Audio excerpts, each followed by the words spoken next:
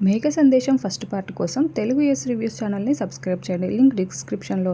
మరోవైపు పోలీసులు వెంట పడుతూ ఉంటే రా భూమి త్వరగా రా అని చెయ్యి పట్టుకొని పరుగులు పెడుతూ ఉంటాడు. భూమి పొరపాటున కింద పడిపోతుంది. జాగ్రత్త భూమి, అందుకే నిన్ను నాతో రావద్దని చెప్పాను, చూడు ఎన్ని కష్టాలు పడుతున్నావో అని గగన్ బాధపడుతూ ఉంటాడు. బావా, చావైన బ్రతికైనా నీతోనే అని చెప్పాను కదా బావా, అదిగో కాస్త దూరంలో రోడ్డు కనిపిస్తుంది, అక్కడికి వెళ్తే మనం బయట పడిపోయినట్లే బావా అని భూమి చెప్పడంతో రా వెళ్దాం అంటూ మళ్ళీ ఇద్దరు పరుగులు పెడుతూ ఉంటారు. అలా భూమి గగన్ పారిపోతూ ఉంటే సూర్య వాళ్ళ వెనకాలే వస్తూ ఉంటాడు. అలా షూట్ చేస్తూ ఉంటాడు. అది మిస్ఫైర్ అయిపోతుంది. భూమి కాలుకి ఒక చెట్టు కొమ్మ తగిలి దొర్లుకుంటూ కింద పడిపోయి కాలుకి బాగా గాయమయ్యి రక్తం కారుతూ ఉంటుంది.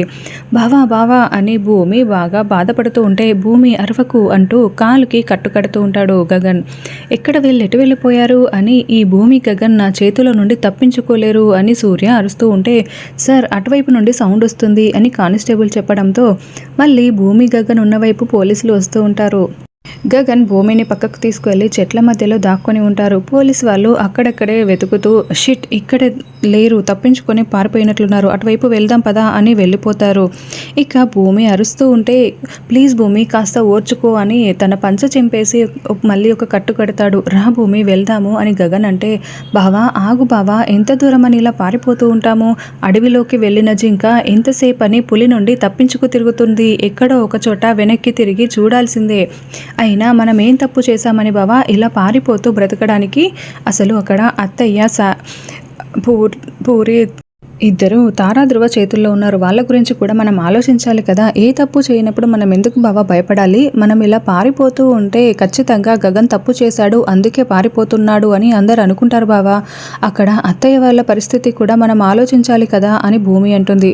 అవును భూమి, నువ్వు చెప్పింది నిజమే, నేను అప్పుడే చెప్పాను నేను ఏ తప్పు చేయలేదు, తప్పు చేయనప్పుడు నేనెందుకు పారిపోవాలి, ఎలాగైనా సరే జరిగిన నిజం పోలీసులకి చెప్పాలి, ఒక పెద్ద పోలీస్ ఆఫీసర్ని కలవాలి, నేను ఏ తప్పు చేయలేదని చెప్పి ఈ కేసు నుండి బయటపడాలి, అమ్మని చెల్లిని కాపాడుకోవాలి, నాకు ఏదైనా జరిగితే అమ్మ చెల్లి ఏమైపోవాలి, ఎదిరించి పోరాడతాను, ఎంత కష్టమైనా నేను ఈ కేసు నుండి బయటపడతాను, పద వెళ్ళిపోదాం అని గగన్ అంటే భూమి నడవలేక ఇబ్బంది పడుతూ ఉంటుంది.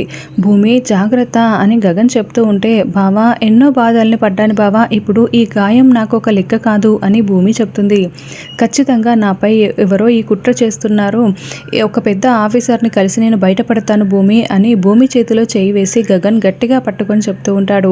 శారదా శారదా అని కేపీ కలవరిస్తూ ఉంటే అమ్మ నా మాట విను, పెద్దమ్మని తీసుకొస్తాను రా అమ్మ వెళ్దామని చెర్రి పిలుస్తూ ఉంటే ఆ శారద పేరు నా దగ్గర ఎత్తకు, నన్ను అర్థం చేసుకోవట్లేదురా నువ్వు, ఎంత డబ్బులైనా ఖర్చు పెడదాం, ఆ శారద మాత్రం రావడానికి వీల్లేదు అని మీరా మొండికేస్తూ ఉంటుంది. అమ్మ ఒక్కసారి నా మాట విను, ఇప్పుడు నాన్నకి ఏదైనా అయి ప్రాణాలు కోల్పోయాడనుకో, పెద్దమ్మని పిలిపించి ఉంటే నాన్న బ్రతికి ఉండేవాడు అని నువ్వు జీవితాంతం బాధపడాల్సి వస్తుంది, ఇప్పుడు పెద్దమ్మ ఒక్కతే నాన్నని బ్రతికించగలదున్న మాట విను అని చెర్రి నచ్చజెప్తూ ఉంటాడు. అయినా కూడా మీరా వినకుండా మొండికేస్తూ ఉంటుంది. నేను ఆయన లేకపోతే బ్రతకలేను, ఆయన లేకపోతే నేను కూడా చచ్చిపోతాను అని మీరా అంటే అలా మాట్లాడుతున్న దానివి పెద్దమ్మని పిలిపించుకొని నాన్న ప్రాణాలు దక్కించుకోవచ్చు కదా అమ్మా అని చెర్రి నచ్చజెప్పుతూ ఉంటాడు.